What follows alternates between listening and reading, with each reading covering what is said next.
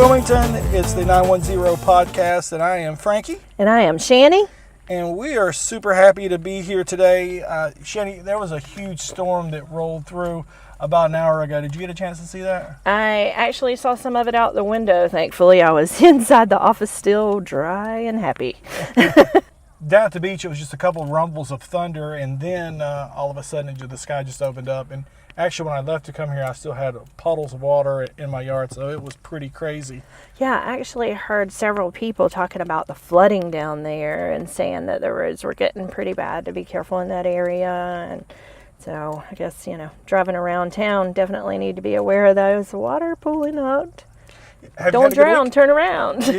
Yeah, exactly. On the way here, there was actually huge puddles, and it just made me think about, when there's like storms and then a hurricane comes through, that groundwater seeps in and weakens the ground, and that's how you have all the trees that turn over. So. Absolutely, the root systems get weakened, and they don't have anything to hold them down in that wet ground. So in the news this week, there were 3 drownings, and we don't like to start things off on a bad note, but there were 3 folks that drowned in local beaches, and I mean New Hanover County and Brunswick. And I thought, this would be a really good time to talk about beach safety, and there's a lot of things that go along with it. So there's it's horrible that people died drowning, but it happens every year, multiple times a year, and Shane and I both live on the beach, so it's definitely something that we hear about just way too often. It is, and oftentimes it's people who are not from the area too and aren't aware of how quickly things can change, or even the simple fact that although it may be a beautiful day right there on the beach, there could be a storm brewing offshore that is making those currents and rip currents unbelievably strong. And it'll get you caught up in it quickly if you don't know what to do or how to swim to get yourself out of it. Even though you may be a strong swimmer, it can cause trouble very, very quickly. Yeah, so we came up with a few things here that we could talk about and maybe help out some folks and just give you some beach safety tips. Now, if you go online, you can find a bunch of these different places, but people normally just don't Google beach safety tips. I know that when I used to come to the beach as a kid, I don't even remember putting on sunscreen. Exactly. I'm sure at some point we did. You put baby oil on. What you fooling yourself with iodine in it? My mom told me a story that one time that someone told her to put on, I can't remember, either butter or baby oil, and she got burnt so bad. And so the next day my uncle said, what will take the fire out is if you just run and go jump in the ocean. Oh, gee. And so my mom did, and of course it was, horrendous, and she about died from the pain, she says. So it's just like, not doing that anymore. So, everybody, if you take just a few minutes and take a look, and, you can go and Google some of these beach tips. We're going to talk about some of them, and hopefully they'll help some people out. So, the first thing I've got on my list is, to use sunscreen, just based on that little anecdote that I just told about my mom. And then the other thing with that is to drink water. Yeah, I mean, honestly, as an adult now, you realize that the sunscreen is way more important than when you were smaller. Not necessarily for just the burning, but to keep yourself protected because of the way that sun will age you. I mean, over the years, the young people do not realize how severe the aging from the sun can be, and it certainly does. So at least a 30. It's not going to keep you from tanning. That's what the argument I have with my son is all the time is, oh, Mom, I want to get tan. And I'm like, honey, it's not going to keep you from getting tan. I usually wear a 50, especially like on my arm for my tattoos to keep my ink from fading. And I still get just as brown in that spot as I do everywhere else, but I don't burn and my ink's not fading. So to get that through to the younger people and let them understand that it does not mean you won't tan. It just means you're not going to burn and you're not going to hurt later and you're not going to have all these side effects as far as like the skin cancers that can happen later down the road too. That's huge. So a report came out last year, a year or so ago, that it isn't that you get skin cancer from being burnt once. It's that being in the sun over time changes the DNA, and that's what is causing the melanoma. So it's being exposed to it over and over again. So for me, I wear a 50 on my face when I go out, and it's not making me any prettier. But come on, you're a cutie. Probably should have done it years ago. But the reason I started wearing sunscreen is because I looked at a picture of me one time when I first moved here from that summer, and my skin was literally purple. From being out there and being so burnt, and it was so swollen and so red. So that's why I wear sunscreen. Of course, it's also important to drink some water. Stay hydrated, absolutely. You know, another tip, and it seems like it's just so obvious, is to learn to swim. And learning to swim is so important because not only to save your life, but you might have to save someone else's. Yeah, I have always been a firm believer, especially with us living at the beach, that learning to swim is just like a life skill. Just like, when my son was small, to me, it was equally as important as teaching him how to walk and talk. Because there is so much water, there's so many places. Even if you don't live near a beach, there's lakes, there's ponds, there's pools.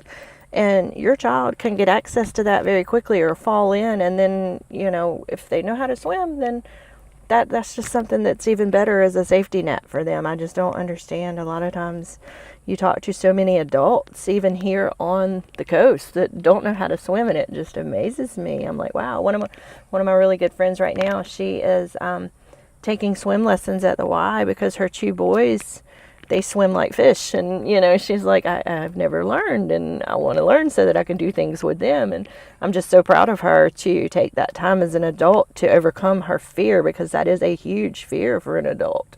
If they don't know, it's very scary and very foreign to them. So I just think that there's so many places out there, so many options to learn that skill. If you don't, definitely take advantage of those and try to teach yourself or go somewhere and take the lessons to where you are prepared. And just like you said, you never know when you may have to use it for someone else and not just yourself. Yeah, absolutely. The other thing too is that if you're going to swim, to swim near a lifeguard. And here, most of the year there's a lifeguard. I'm not sure how far apart that they are, but if you go to the same place, you'll know whether there's a lifeguard there or not, because usually they'll have the big lifeguard chairs. And you may think, oh, well, I can swim, so I don't need one. Well, I'll tell you a little story that I went to Wrightsville Beach one of the first years that I lived here, and I got in the water with some folks, and we started swimming, and all of a sudden I felt myself being pulled out. And I didn't realize it at the time, but I all of a sudden couldn't put my feet down. And I'm a good swimmer, and it was actually taking me toward the pier.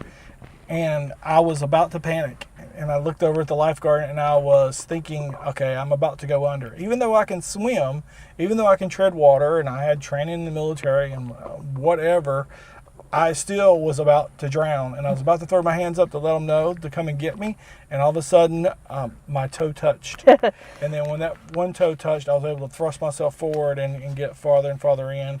And then when I get back on the beach, the people I was with didn't even realize they didn't notice. Yeah, I was literally about to drown. So make sure that you swim near lifeguards.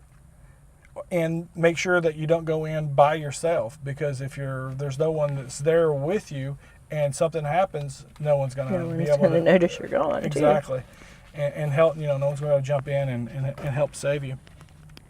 Down at the Cove, which is a Curry Beach where a lot of people like to take their dogs, so you can't take your dogs in Curry Beach at all, but just below that at Fort Fisher, you can take your dog to the Cove, but there are no lifeguards there. And I noticed the last time I went that there's a sign there. Have you ever seen that sign?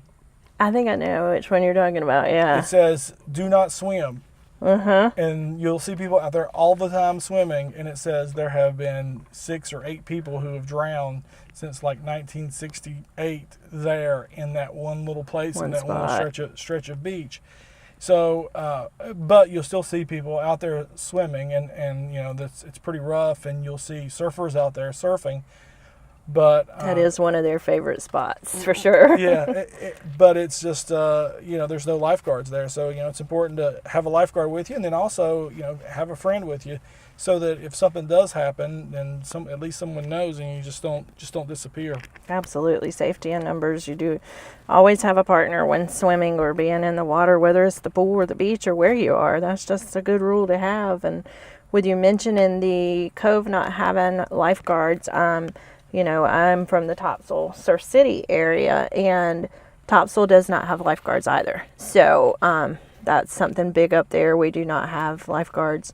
We do allow pets on the beach as long as they're on a leash year round, so you can bring your dog at any point, at anywhere on Topsail or Surf City. However, there is no lifeguards anywhere. We do have a beach safety patrol. He rides the four-wheeler back and forth, just making sure people are doing things they're supposed to, not drinking, not having, they can drink alcohol, but they can't have glass.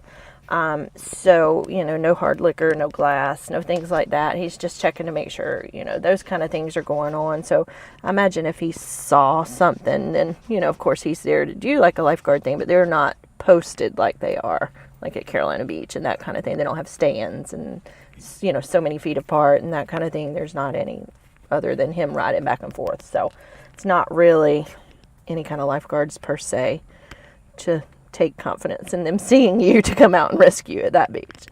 Yeah, one thing I noticed last time that I went was, they have flags posted near the lifeguards, and I saw one that was actually in the sand and then one that was on top of the lifeguard stand. So you can check those flags, and each color means something different, but it's pretty simple.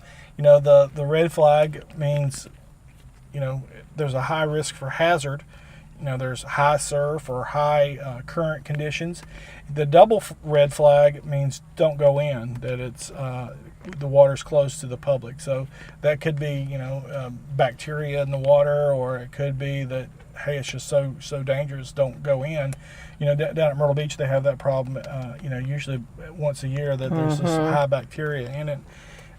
So if you see a double red, you don't go in. You see a red, you really don't want to go in. So, just like stop, and then the yellow means there's a medium hazard, there's moderate surf or currents. And then the green is low hazard, calm conditions, but you should also, exercise caution. I've been out there when it's been green and the waves are just pounding you. Right. And, it's fun, when you're out there, but you realize after you get hit in the face with them or knocked down a couple times, that it could be really dangerous. You could get knocked out, and then you're done for. You know what the purple flag means? I don't. I have never seen the purple flag, but if you ever see one, it means that there are marine animals, which probably would mean jellyfish. That would maybe be a shark. Something like that. Could be Who knows? But I think that more commonly it's used because jellyfish come in the pools and there's been stings. And then, we do see quite a bit of them up on Topsail in the water and on the beach itself. So like the cannonballs. Not necessarily the ones with the really long tentacles like a man of war or anything like that, but you do see a lot of them. And of course, the black flag, it means that there's no lifeguard on duty, that, you go in at your own caution. And then if you see a black flag with skulls and junk on it, it means that there's pirates out there. Yeah, fix your rum and coke and get on board. Jump ahead there, it's time to go. Ship's leaving without you. I told the story about me being caught in a rib current. So, rib currents are always something to look out for. And I've read online a bunch of times that there's, different ways to look and to spot like the conditions that may be common for a rib current. But I've never really been able to figure it out. There's diagrams that show you what it looks like when a rip current's happening, and I've never seen that before, but I've been caught in one. So there's all these things that tell you, swim parallel to the shore, but I think the most effective way is to not get caught in one. Absolutely. So if those conditions are, if you're a yellow or red, just sit out on the beach and enjoy it. And I know that it's hard because I remember coming to the beach as a kid and you're only here for a few days, and then one of those days it's storming, and so you're like, I just really want to go to the beach. I didn't come here to sit in the room. But it's not worth your life to get out there and get caught in one of those. No. So another point is to not dive in head first. And I know that sounds kind of crazy, but you think that if you dive out, it's going to be deep enough. But those are waves that are moving. So when the wave's about to come in, it gets real shallow for a second, and then it gets deep again once the wave hits. And then the other thing too is the wave could turn you over on your head and then knock you out, break your neck. Absolutely. Now I don't know about Carolina, but down at Topsail in Surf City by the pier, there is a big sandbar. So that takes into play too when those waves are coming. If you were to dive in, there's a place where you might step and it'll be 3 or 4 feet deep, and then you step again and you be back to knee deep. So you could absolutely hit something like that and not realize it. So you can't see that bottom. You don't know where it comes and goes, and be careful. Yeah, or what's floating in the water. There could be a log underneath, and we see that down at the Curie Beach a lot. There might be a log that's been floated that's underneath the currents, or there might have been an old pier or something there. There's a pilings for sure. Yeah. I went by a structure a couple weeks ago, and my friend that I was with asked me, what is that? I said, I think it's a deck. I think that a deck got dislodged from a house because you could see the top of the post sticking up, and then it's the shape of, kind of a rectangle. To where it just kind of floated down there, and that's where it got caught and stuck. Yeah. Yep, and it's been there, and it's still there. So you can go there when the tide starts to get lower, and you can sit on the deck and have you some drinks. Yeah. Oh goodness. Big thing at our area. I don't know about you guys, but we have tons and tons of umbrellas up at Surf City and Topsail, which is a good thing. I mean, you definitely want to keep yourself out of the sun, have you a spot to get in the shade, especially if you have small children or animals. But watch for those umbrellas blowing in the wind, because I am here to tell you, I have seen one cartwheel down the beach, and when they get going with some strong propellant, and it could take you out in a heartbeat. They're big. They're strong, and that wind just making it roll down the beach. And I've seen people chasing them for the longest, like almost out of sight, trying to catch them. And it could be bad very quickly, for sure, if someone were to be hit by the pole end or even the end with the point on top. And I mean, you got to be very careful of that. Something else that, we were mentioning earlier about the dogs, the umbrellas, that's something that really bothers me, because you see lots of animals on our beach because of the fact we're one of the few that allow them year round. And the amount of people that bring their animal and do not have shade for them, it drives me insane. Don't tie your dog to your chair with you and sit out there in the sun and not let him have a place to get in the shade. Because just because you give him water does not mean that he is not getting overheated, and they can have a heat stroke just like we can. And then get sunburned. But they can't tell you. And something else that bothers me is the sand is really hot on their little pads of their feet. And if it's too hot for you to walk on and you got to put your flip-flops on, chances are it is too hot for that pet's feet as well. Yeah, and that was actually a point I was going to bring up a little later, is that, you should always have feet protection, shoes or flip-flops. And of course, we usually take off our flip-flops when we get to the beach, and then because it's hard to walk in shoes, or it's easier to walk barefooted. But, before you get down to where the sand's a little cooler near the water, that can just get outrageously hot. A couple years ago, I was at Wrightsville Beach, and I left my flip-flops in the car while I was going out, and I'm not gonna need them. Well, when we came back, I had to walk on the hot sand, and it about killed me. Absolutely. I mean, it was excruciating pain, and I just had to run. That was a cute little jig you did on the way to the car.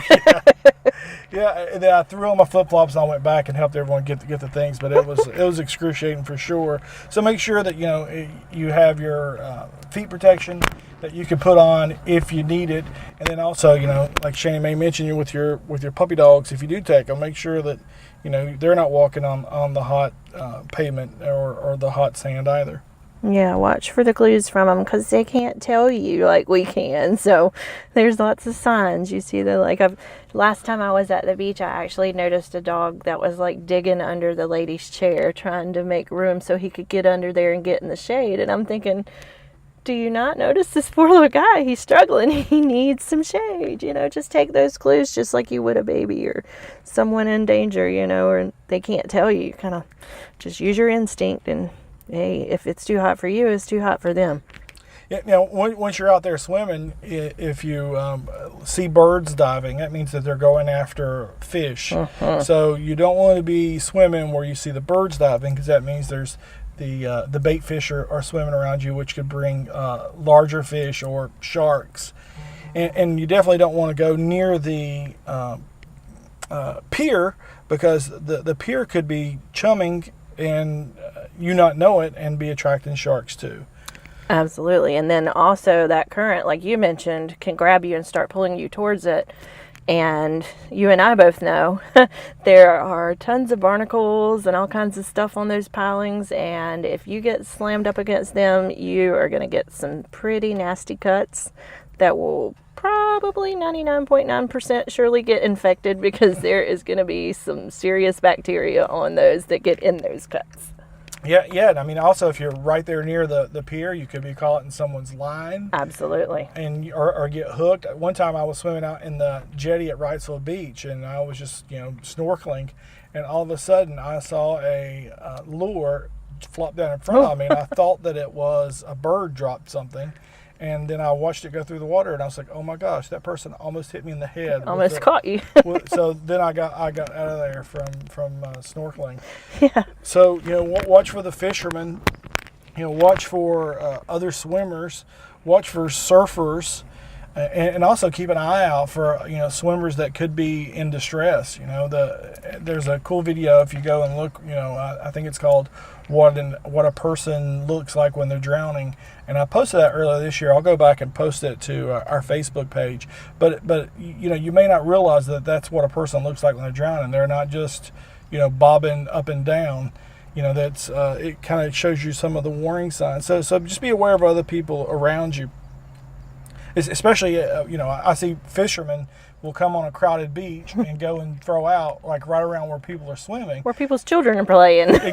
Exactly. And so I mean, of course, you think, oh well, they could attract a big fish or a shark or whatever, but also those hooks can roll around, and I've thrown out my hook in the water before, and it ends up coming out 15 feet up on the ocean, up on the the shore above me. So a lot of those sinkers are meant to roll around to attract the flounder or whatever anyway.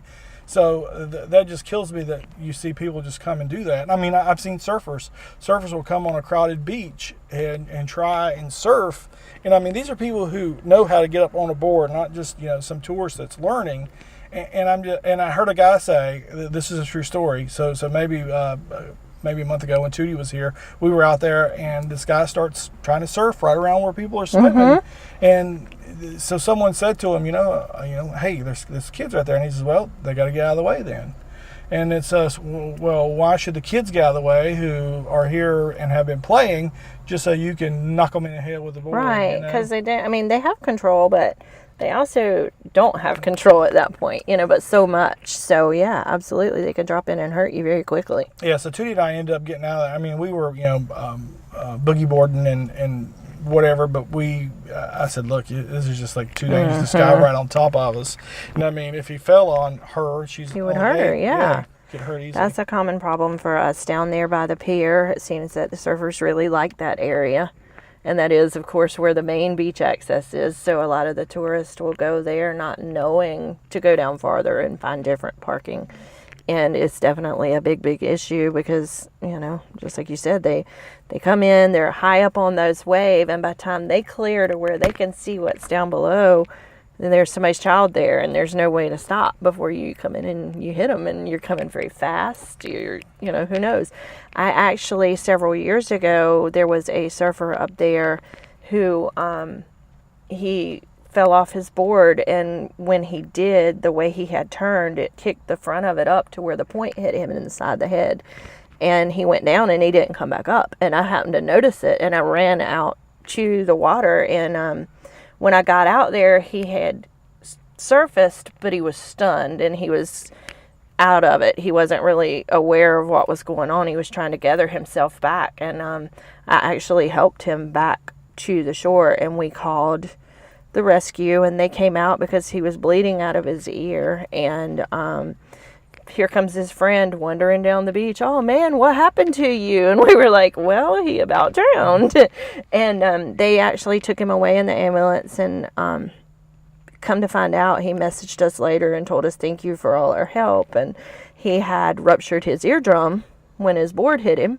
So that's why he was bleeding. And of course, you know, taking a hard hit to the head like that, he was very, very confused. And who knows what would have happened if I hadn't have seen it. But I think it was just the simple mama instincts. Even though I wasn't realizing I was watching, I noticed it when everybody else was just sitting around talking, because out of habit, you're used to watching your kid out there. And I noticed he went down and didn't come up. But who's to say what would have happened if nobody had seen it? You never know. It's definitely something to think about. And then almost wrapping it up here, but another point is to stay sober and don't go out drinking and swimming. And I did read online today that 22% of all swimming deaths are alcohol related. So 22% of that. And to me, that's quite a bit, but that doesn't mean that was the sole cause. It could just have been a contributing factor, or but to think about 22% of all deaths that happen while people are swimming are related to alcohol.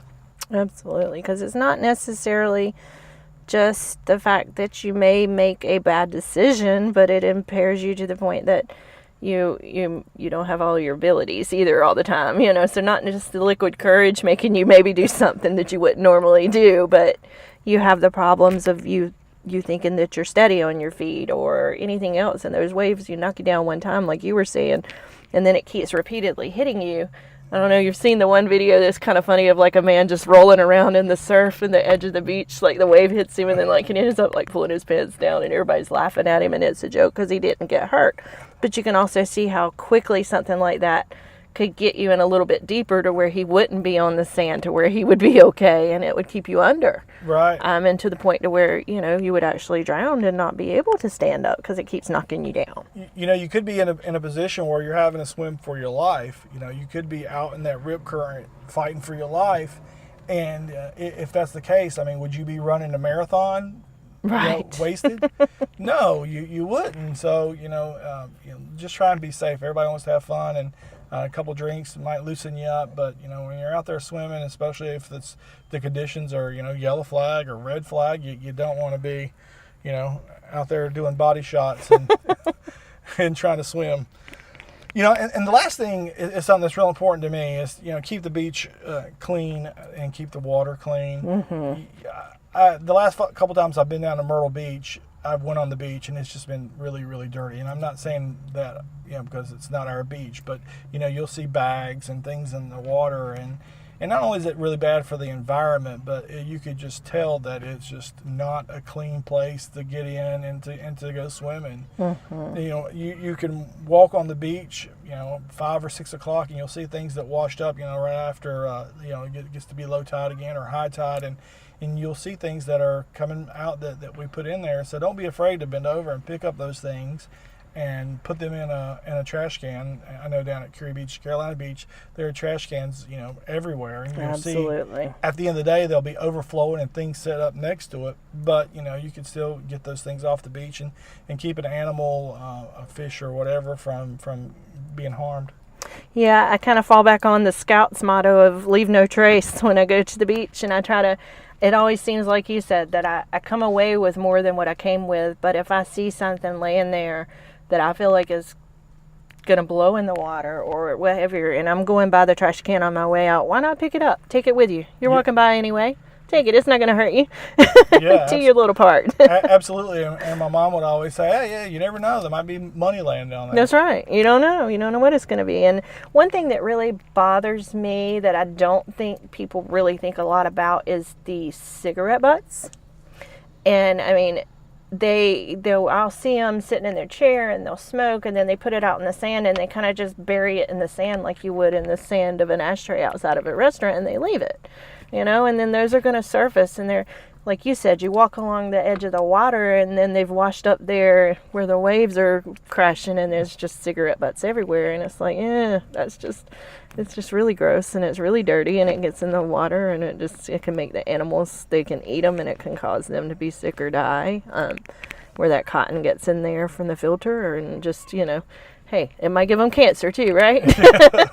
They're smoking because you're leaving your butts on the beach. Yeah, and it's crazy that this is 2018 and we're still talking about like not throwing your cigarette butts out. It's not like it's like 1950. I know exactly. That my dad, I mean, he would throw them out. I mean, you could not get the man to stop, throwing butts everywhere.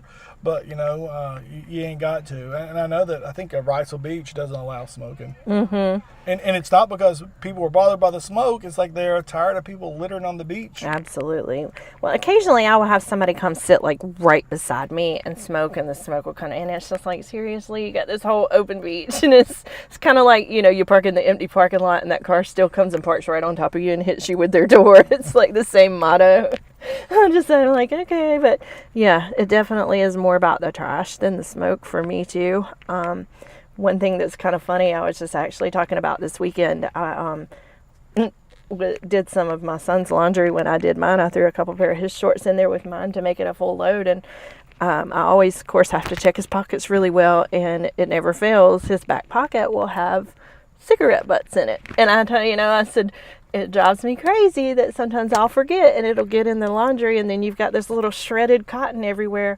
But I'm so proud that I raised that person that actually takes the point to put it in his pocket and bring it home rather than throwing it down where he's at. Yeah. So I mean, it's pros and cons. I mean, he doesn't smoke around me. So if it wasn't for me finding them in his pocket, I probably wouldn't know because he knows I'm not a big fan of smoking.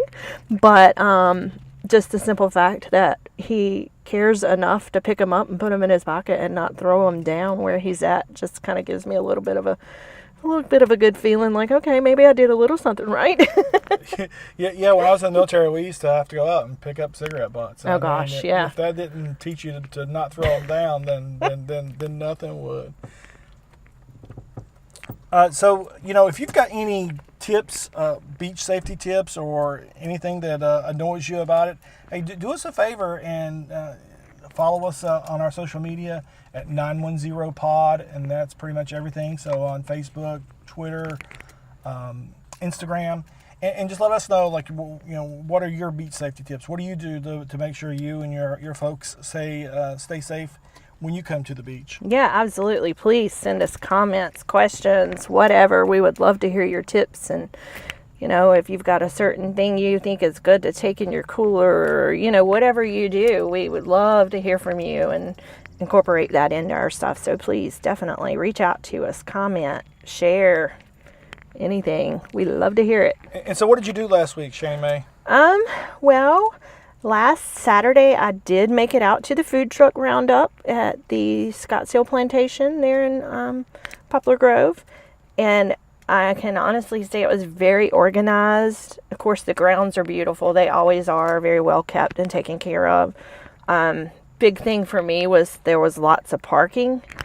It was easy. You go in, you just parked, and you got out and you walked right over. There was no sitting in line. There was no wondering about where you had to go, that kind of thing. They didn't redirect you several miles down the road and you have to come back. It was just really organized. Got to see some really nice people and meet them and talk with them. There was a fair amount of trucks and lots of different options. There was even a vegan option, which was really cool. So it was neat to see that there was options for everybody. Of course, my new addiction is the Italian ice or, ices of any kind. So I hit up that truck and got me an icy, and I was happy. But my big exciting thing of the day was the little man making the balloon animals. He made a mermaid, and that was amazing. She was so cute. It was like, that little bit of talent to me. I could not twist the balloon without popping it just to twist it, much less actually make something like that. And she was really cool. So was there a fee to get in? There was no fee. You just, there were plenty of vendors. So, if you just purchased something from them, purchased from the food trucks directly, there was no fee per se to get in, but there was a tent when you first walked in for the equestrian rescue that they do there. And, there was the opportunity to make your donation. So I did donate on our behalf. And they had some beautiful horses, got to see them. And they actually were to where, you could kind of pet them and see them. And they were gorgeous. So that was really neat. Definitely a fun event. And then, of course, last night I did my DJ trivia. So if you guys are ever out in the area, Wednesday nights up at Topsail in Surf City area, I do that DJ trivia at 7 o'clock at Gallagher's restaurant, and it's fun. It's free to play, and it just get yourself together, a couple friends, and come on down and meet me, speak out, tell me you follow us or you listen to us, and introduce yourself. We'd love to meet some of our followers and get to know you, put a face with a name, and it's fun. Come on down and check it out. What'd you do? Well, I hosted an event down at Carolina Beach called Coffee with a Realtor. I do that every single Wednesday. Fun. And it is a very fun event for me because I just go and sit and talk to people, and I have a little thing there that says, hey, I'm a realtor, ask me how's the market. And so I do that every single Wednesday from 7:30 to 9:30 at Janine's Magic Beans in Carolina Beach. Cool. And one of the things I love about Janine's Magic Beans is that they're locally owned, but more importantly is they always know exactly what's going on in the neighborhood and in the area. So they can tell you about events, they can tell you about people, they can tell you, and just a super cool, friendly, family-owned business right there in Carolina Beach. That's awesome. That's kind of how Gallagher's is as well. They have really good food. It's very nice people. It's kind of like honestly, I've been doing it there so long that they're kind of like family. You have a lot of the same teams come each week, so you get to see them all. You know a lot about them, and it just, the whole thing, the whole vibe, the whole area is just really good down home area to hang out and just meet new people and see fun stuff and have a good time. And then, hey, who knows, you may win you a little prize too. Yeah, and speaking of Coffee with a Realtor, let me just go ahead and tell you how is the market doing. Absolutely. And we are here at the end of July 2018, if you're listening to this in our archive at 910pod.com. And, the market is steady, and I'm expecting a decrease in the number of sales, toward the end of August, when everyone goes back to school. But here's one thing that I just want to throw out that I think that's important for everyone to realize is that, everybody thinks that what they see on HGTV is real and it's a possibility, and I'm telling you, it may be where you are, but here in this market, it's absolutely not. And I had someone put an offer in on one of my properties this week, and the offer was so low, it was just I actually wrote the agent back and said, is that number right? Oh, goodness. Almost an insult at that point, right? yeah, it can be. And so, my folks were just like, you know what? We're just not even going to respond with a counter because it's just so low. If you can't look at the other houses around and see, the value in it. And so the person didn't, when they sent the offer, they didn't send a letter. They didn't send, they didn't say, hey, this is the reason why we're offering this much. There was nothing with it whatsoever. And if that was my agent and we didn't even get a response back, I'd be I'm mad. But now I do understand that a lot of people do that. A lot of people just say, hey, I want to put an offer in on these 10 houses. And that's not realistic either, because you could end up under contract with 4. Yeah, exactly. So I understand that people just go, and that's the game that they play. Let's throw the low ball in there. But I'll tell you this, that you probably don't have to waste time filling out this big long, and I think it's like 12, 13 pages long now, our offer to purchase. You don't have to go and fill out all that stuff. You just call up the agency. Hey, my folks are thinking of offering this. Do you think that will work?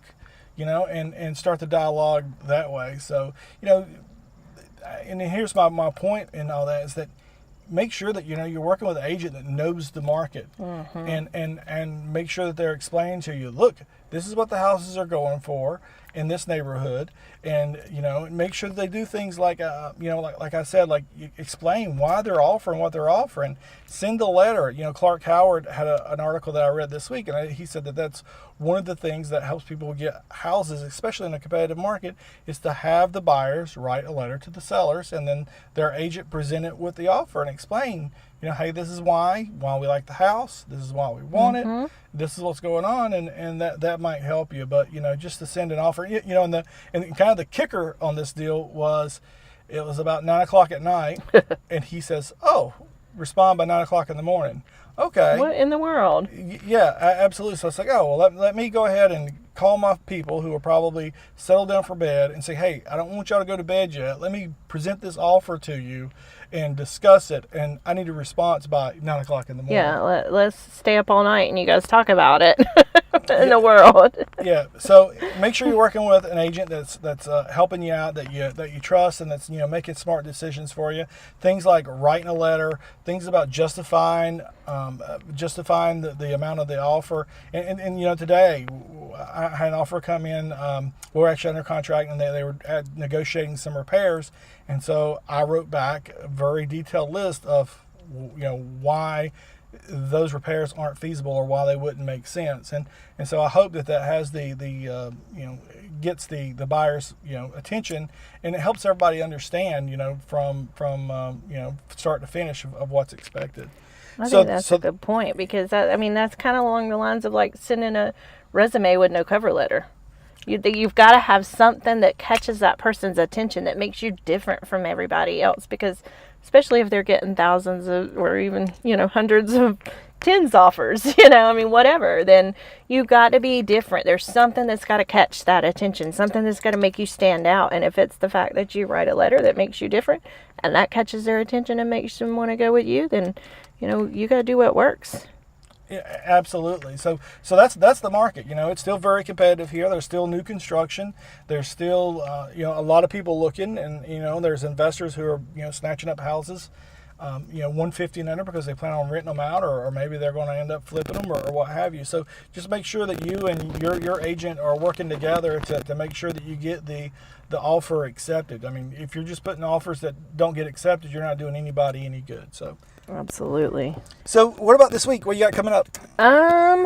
Well, there's quite a few things going on in the area. Of course, we're looking at not a very pretty forecast coming up, but they are saying scattered thunderstorms. So I'm hoping it's been like the last few days, and there will be at least a few hours of sunshine mixed in there.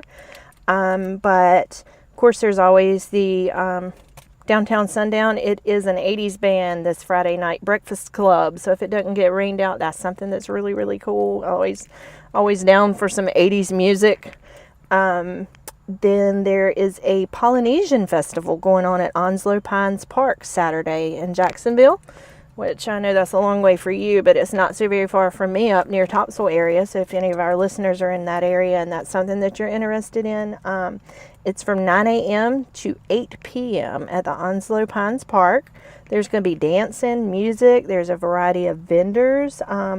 They'll be featuring the traditional Polynesian crafts and foods. So I think that would be really neat to watch some of the dancing and stuff. So that's out there. There's also at Tortuga's Nest in Surf City Saturday night at 8 p.m. there is midget wrestling. And I know wrestling is a little bit of your thing, but I've seen a lot. I've never gotten to go actually myself to the midget wrestling, but I have seen lots of people comment on the fact that they did and that they had an absolute blast. Mm-hmm. The tickets run from $20 to $50. I guess it depends on how close you get to the ring and that kind of thing. But Saturday night at 8 p.m. at Tortuga's Nest in Surf City, there's that as well. So I don't know exactly what I'm going to be hitting up, but I know that it looks like there's a lot going on in the area to choose from, at least.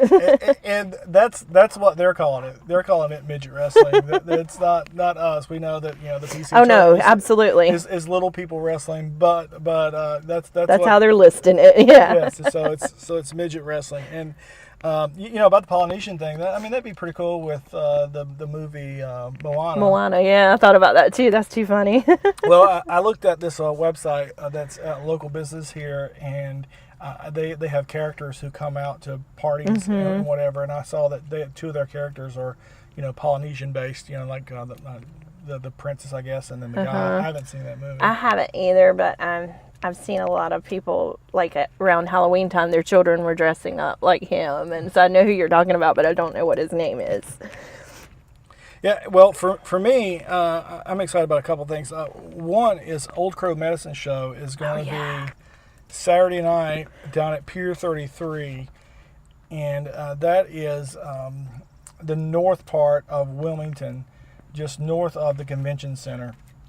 There at the marina. It's called the Port City Marina, and then there's the Marina Grill that's there, which used to be called the Blackfin Grill. So if you're confused by Marina Grill, it's used to be the Blackfin Grill. And I've been out there for an event, and it's pretty cool to be out there. So I don't know how many people they'll let in, but the tickets are pretty inexpensive, I think. So tickets are $30 and $45, I guess, depending on where you get.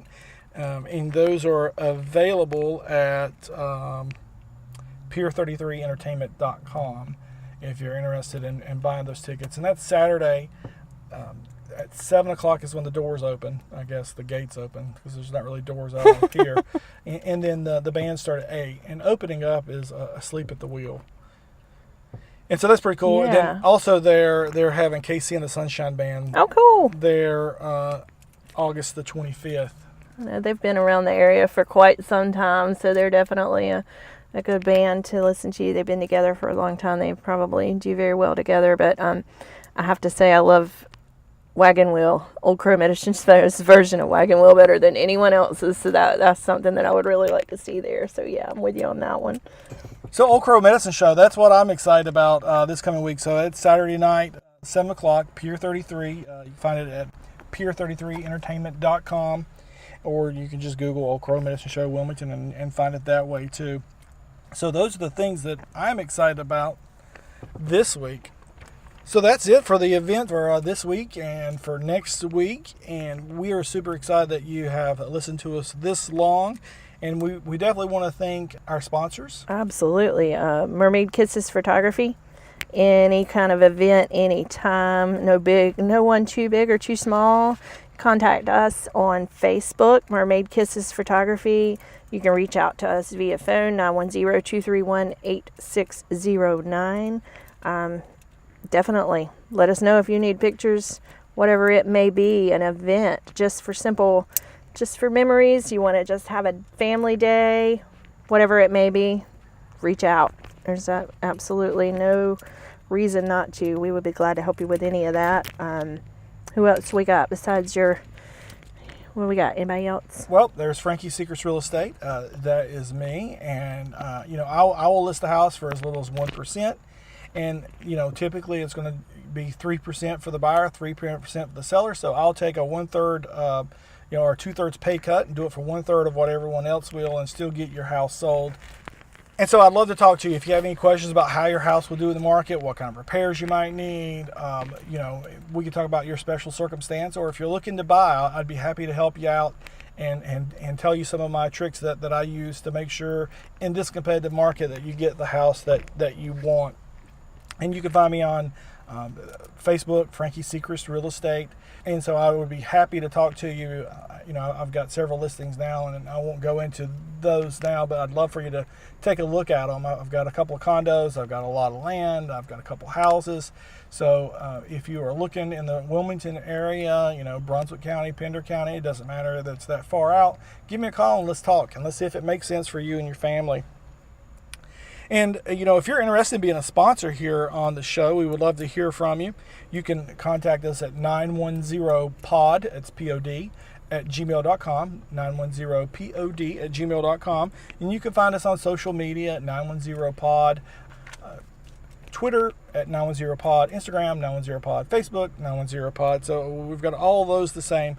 If you're looking to find this podcast, and I guess you have at this point, but we're also available iTunes, Google Play, SoundCloud, Stitcher.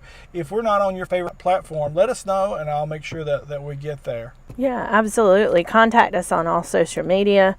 Mainly, hey, share. Tell your mama, tell your friends. Everybody needs a little dose of our crazy each week. You know you do. Come on. Yeah, and I'm hoping on our social media, we'll be sharing more and more events, so you can come on there and tell us, about your events, and I'm hoping in the future we'll have some interviews with some local people talking about their local businesses here and what they're doing throughout the community. I had one lined up. It was another realtor that I was going to talk to, but they got busy, and we weren't able to do it. But I'm going to bring on my friend Michael Gillespie, who he's an attorney here in town, but he's also an author, and he's written, I think, 3 children's books at this point. Also, he's helped his dad publish a book here about growing up in the area. That's awesome. So we'll be talking to him so he can tell you about his books, because his books are just really, really neat. So that wraps it up, unless you've got something else there, Shanny Mae. I think that's pretty much for me this week. Awesome. Thank you all very much. Thanks for listening, and we look forward to hearing from you. Absolutely. Hope to hear you next week. Bye.